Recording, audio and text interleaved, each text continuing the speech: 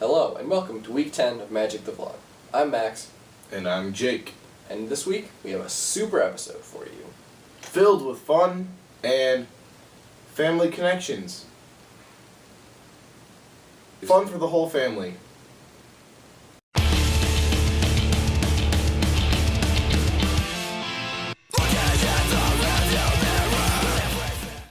And here's Jake with our Song of the Week. No! Training montage.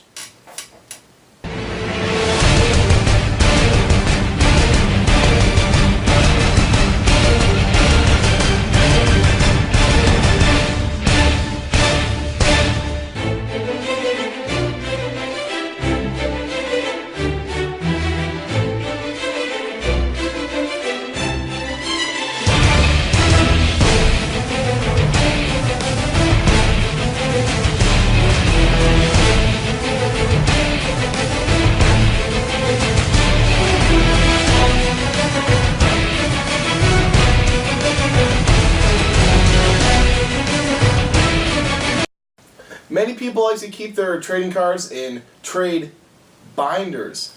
A trade binder is a binder for your trades.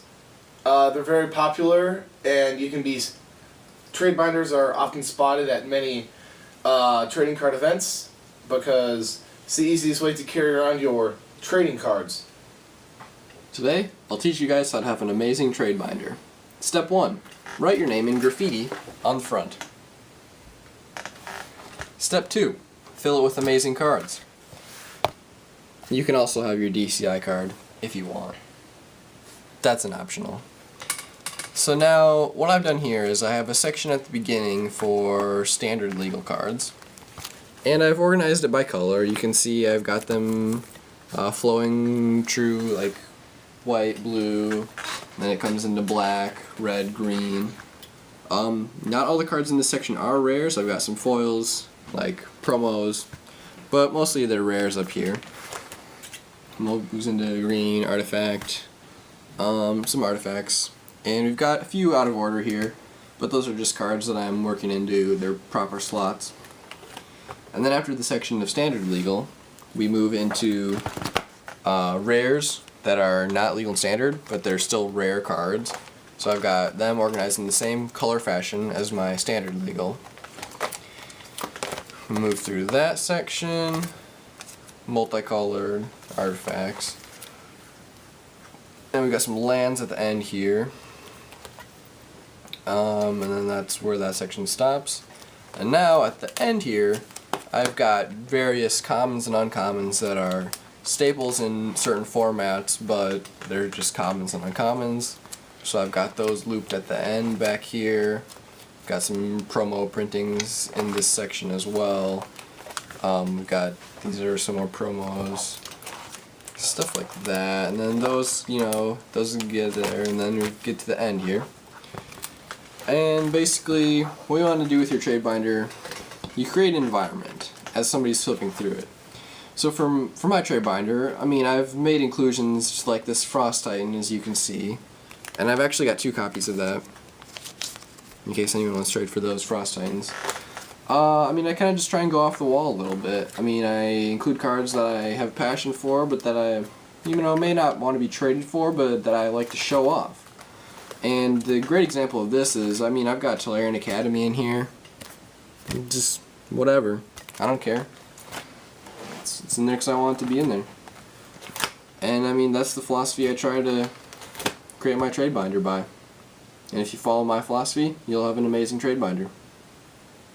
There's a certain person. A person who likes to trade.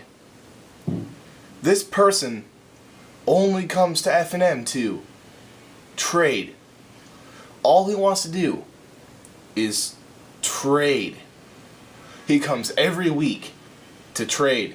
He comes every week, asks you for your trade binder, and every week your trade binder has the same cards as it had last week, and every week he tells you, sorry man, I don't see anything I need. And you're sitting there just like,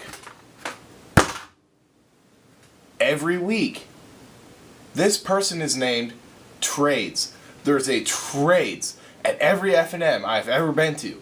There's that one person goes around, asks for everyone's trades, doesn't even play in the tournament, just like sits there and mooches off the games like, ooh, I would have played this card, I'm better than you at Magic. And then he tries trading with you. He doesn't even implore the trading tips that we have, the elite trading tips. He doesn't have an environment in his trade binder. He just is obsessed with trading. It's just ridiculous. Oh, can I see your trades? Sorry, there's not anything I need. My trade binder is the same every week. I have 64 Augury Owls in a 64 slot trade binder. It's the same every week.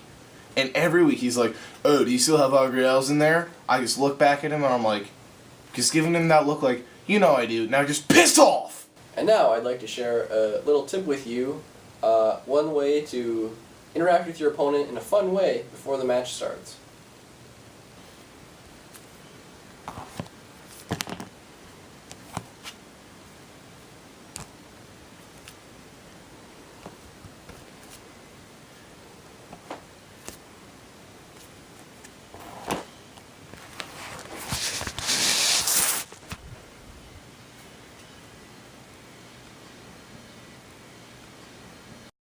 At our next segment, we're going to have Jake talk to you guys about event preparation. Hey guys, just a little insight here to what I do before a event, FNM event, state event, PTQ, whatever it is, whatever event you go to, try to earn your Planeswalker points. Well, what I like to do is I like to arrive at my table late, because that makes my opponent already like question like, who does this kid think he is? And then I show up and I'm like, oh crap, sorry man, just let me shuffle my deck about 8 or 9 times before I play you. So you're sitting there.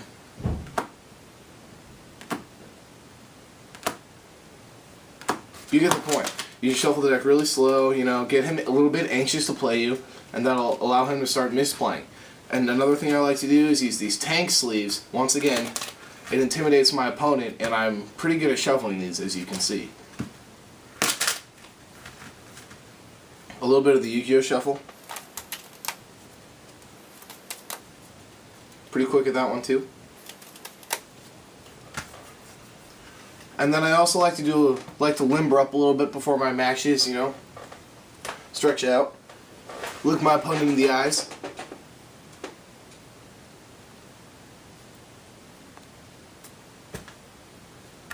Now if that doesn't intimidate you, I know what will.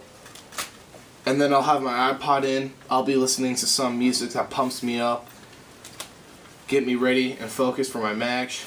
It'll be a lot of fun, ready to destroy my opponent. Alright guys, I don't think you're ready for it, but here it is.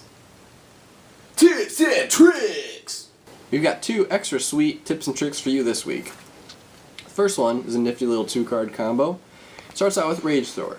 Get this guy into play by any means necessary, preferably by playing 6 lands, tapping them, and casting him. After he's in play, whenever any creature dies, you can choose to deal 2 damage to a target player. Now, use Into the Maw of Hell. 13 damage to a creature? Yeah, that's gonna kill it.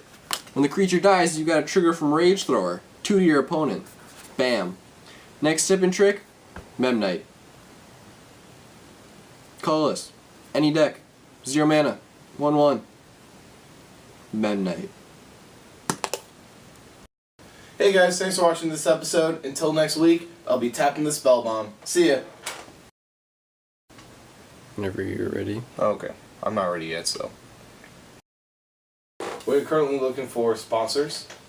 If you would like to have your name on Magic the Vlog, send us a lump sum of cash and that can happen.